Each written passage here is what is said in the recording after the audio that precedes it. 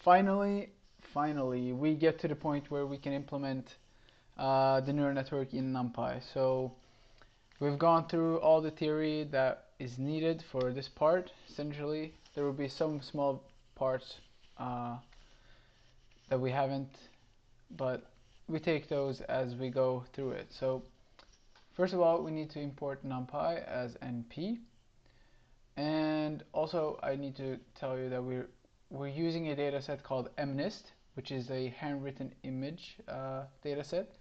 So it looks something like this. We have an image which is 32 by 32 pixels, so 784 pixels in total, and for each of them we have a label, the correct label, and also the image, of course. And the dataset can be found if you go to this website, or if you just Google MNIST dataset, it will be the first one, I believe. And download all of these four and put them in a folder. I've done it already. So in a folder called data or something. And what you do is that you have all these files and you unzip them. For example, I unzip one of them, so this one. And the only thing you need to do here is to change this dot to one of these. And yes, that's all you need to do. Do that for all four and you should be fine. So we are only focusing on implementing the actual neural network. So I'm just going to use this to be able to read the data. So from MNIST, import MNIST, and if you haven't, you can pip install python/mnist. So all we need to do now is load the data. So mn data is MNIST of data, and here you need to write the folder where you put all of those, the data set that we downloaded from this website. So what we do then is that we split the data into, we use the mn_data.load training to split it into xtrain, ytrain. So the xtrain will be all of the images, and the ytrain will be all of the labels corresponding to the correct label for each of the images. Similarly, for load testing, we load the test set, and the only thing we need to do here is that we need to convert all of them to NumPy arrays. So np.array and xtrain, etc. Now, we also, what I did here is that the dataset was a bit slow to run. It works, but it was a bit slow to train since, yeah, we're loading 60,000 images simultaneously and just training on all of them at the same time. That costs a lot when doing it on the CPU, so I just lowered it to make training a bit faster. So we have 5,000 training examples and 500 test examples, and yeah, so if we print the size, we have xtrain has shaped 5,000 images. Each image has 784 pixels, and also the test set has 500 examples, 784 pixels for each, and we have a label for each of the images. Okay, that's the data. Let's go to the actual implementation. So we make a class for our neural network. We define the init, which takes self, x, and y. So we send in images and also the correct labels for all of the images. And we define self.m to be the amount of training examples that we have. Self.n for the number of features. In our case, this will be 784. And remember the hidden layer. We choose how many nodes do we want in our hidden layer. This, you can choose whatever here. You can choose 1,000, 25. I just chose 25 in this case. And the number of nodes in the output. And we need to have 10 because we have 10 different digits that we can classify. And also self.learning rate 0.001. I just picked that. It works. You can pick, I think, a little bit larger or a bit smaller, but in general one needs to be quite careful with the learning rate, because if you take a too large learning rate, the cost might diverge. which causes problems. So good learning rate is important. I tried some and this one seemed to work. And also what we have to do is we have to initialize the weights.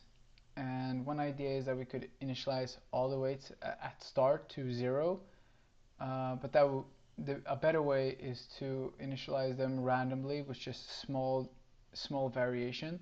So for example, we do numpy.random rand n to be normal random distribution with mean 0, and yeah, then we just with variance 1, and then we multiply by 0.01 to make the weights very small. And the biases are okay to initialize as zeros. Okay, so then we come to the forward propagation of our network. So we send in the input x, the parameters, so w2, w1, b1, b2, and b1, which is stored in a dictionary. So a0 will be our input. Then we compute z1 to be matrix multiplication, a0 comma w1. Then we add the biases. We've seen this before, so no surprise. a1, we take the mp.max of 0 comma z1. Remember, this is applied element-wise. And lastly, we do z2 to be the mp.a1 comma w2 and the biases. Now we're at the last layer, so we do the softmax, and the scores are z2. Then we do the exponential scores. We take the exponent of all of the scores, and then we take the probabilities to be the exponential scores, divide by the sum of all of the nodes' scores. This is to make it normalized so that they are actually probabilities, where each of the output in the last layer, the output layer, each node will have a value of 0 to 1. Then we cache all of them to for the next, which is reused later on. So we just store a0 probabilities in a1. And the last part is that we compute the cost. So we need our parameters w2, w1. Actually, I don't think this is needed.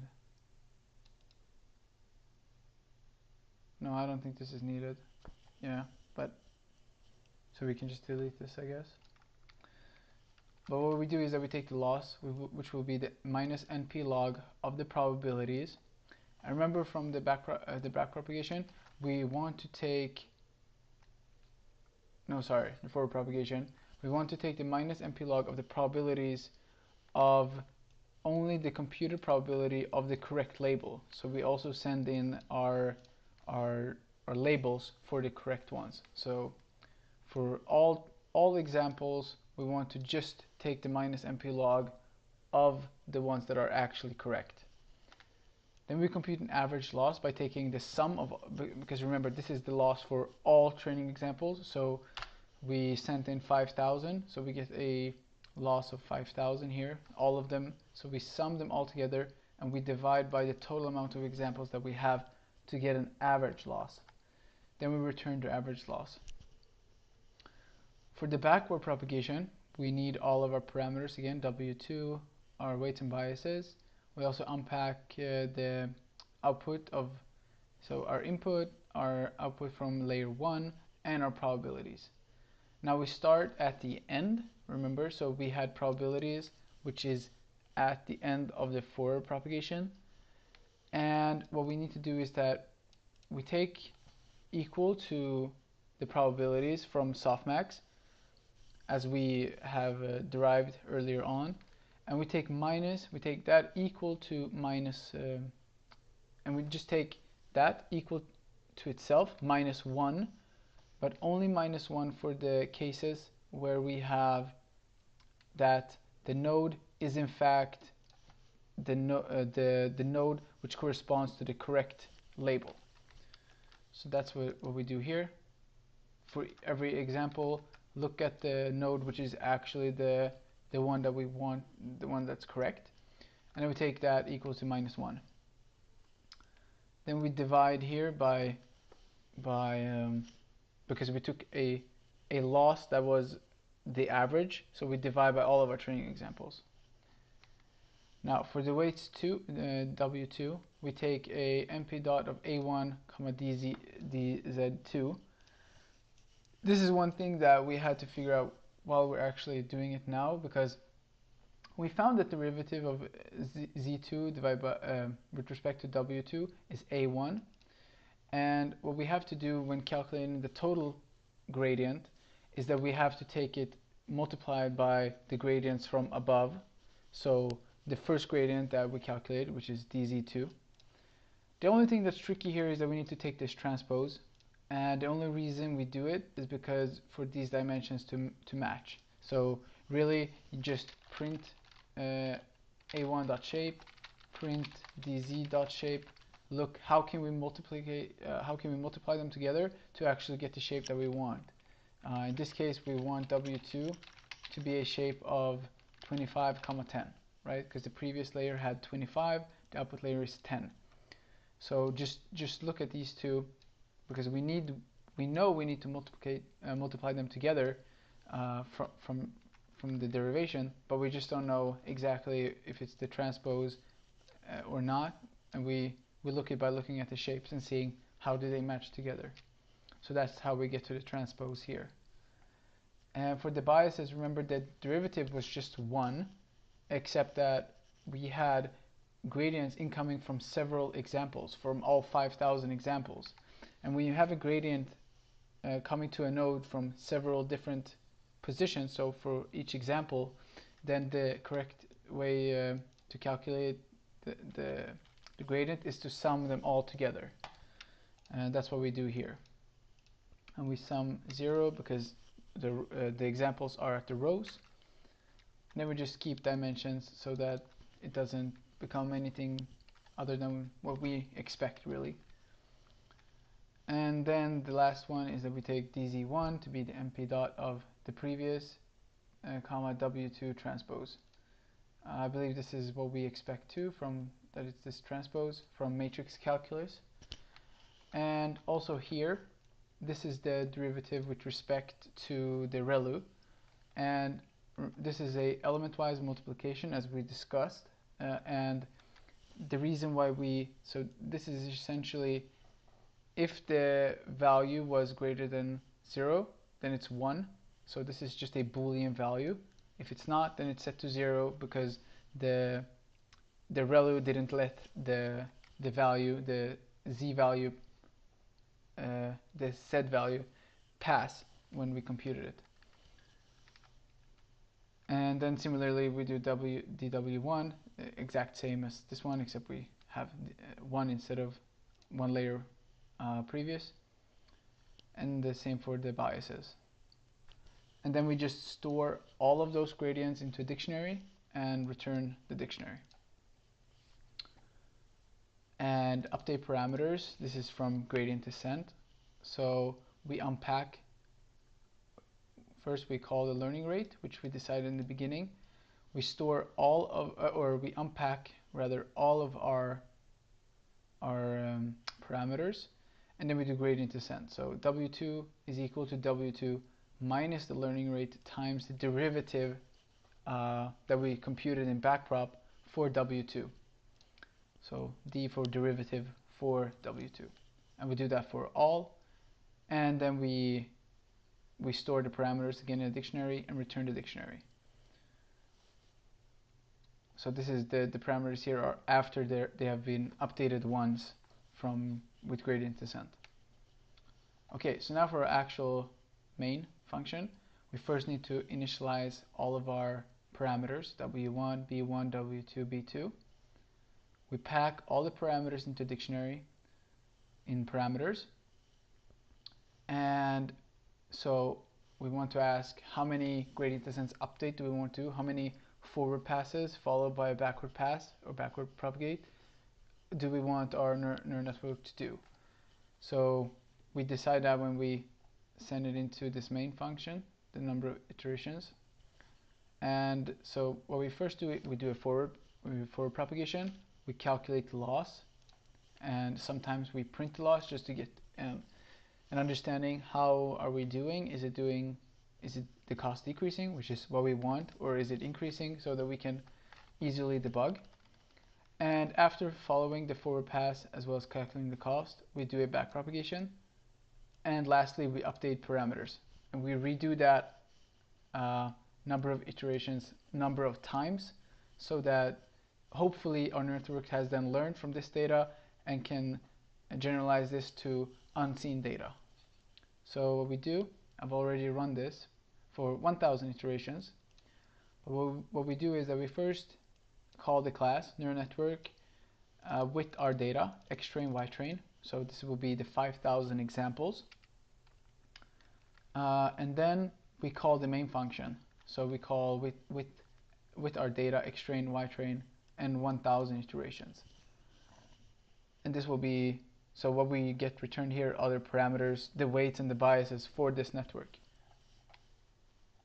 After it's been trained for 1000 iterations, we can see the loss starts quite high and then decreases to a very low number, which is, so this means that, okay, it has actually learned something from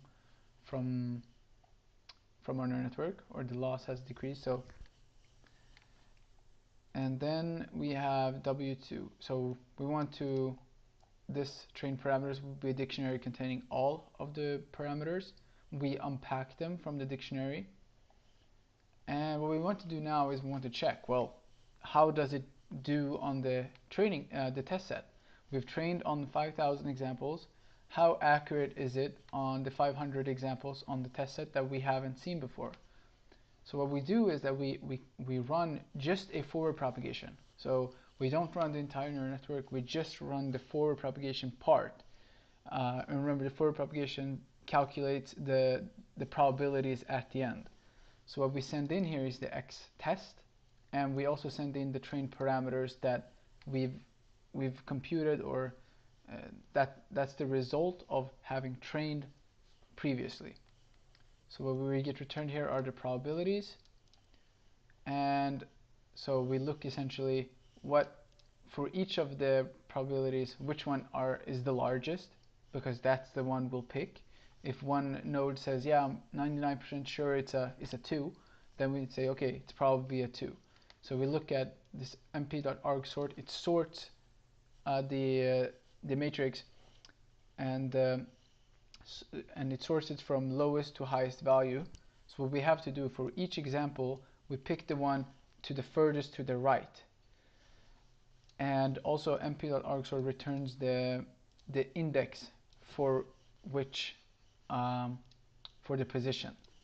So it gives us the node corresponding to the actual like the digit that we believe this image is. And after doing that, we compute an accuracy. So we look, how does our predictions that we computed equal to the actual labels?